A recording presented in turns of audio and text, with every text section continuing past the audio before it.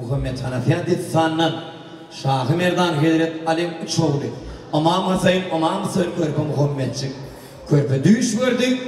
düşünde sever yarını doğuştu emma ödüm yürek verin güğün verin kaydım tapmak Muhammed'e kıyınmış yoktu onu da icetinden kalkadından avş kadir etsin gidip güğünle maşşak deyip ağlar yamanını ver güllün bir önüne eceden kalkadan urufak alıp bedenip beslenip at esvabına şaylanıp yolu düşündü önünden ağalar gavat yerli yere cimcan yol olsun neyle avradın diye ne bulurdu bakan etti onu bir de müdeliydi 3 dolar yolu düştüler emma bilen bir yol birden üçe bölündü daş belirlerine yadırttır gitse gelmez ne belli Körpe Muhammedçik ey ağalam bana şu yol verin deyip gitse gelmez diye yolu ruvana oldu aylar aylanıp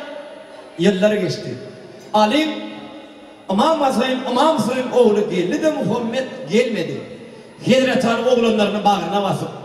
zardan ağla Muhammed can nerelerde varlı deyip 5 kilometre bir yer oldu bu sözde dağlar, taşlar, sular, lervana gelir bağlam hani diyen Türkmen hak aydını dünyayla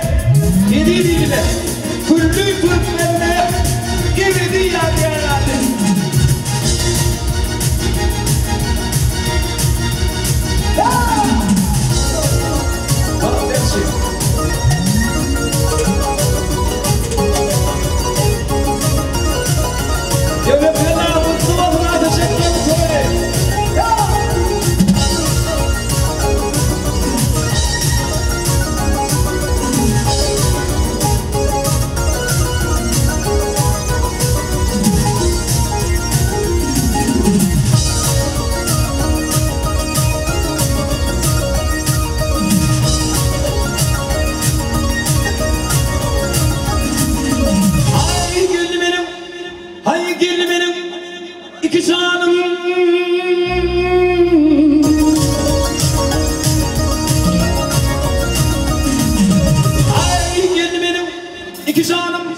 Yeni bir canım hani hak ataklarına da değil bir Muhammed bağlam hani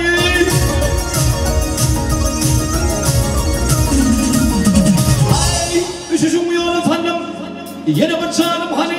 şiir mirdan can soruyan sizini aynı Muhammed bağlam hani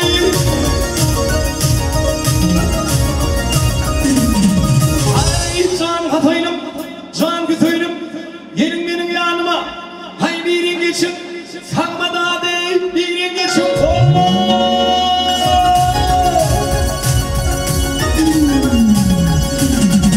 ay benim açtığım leşler muhak berip durumu edirik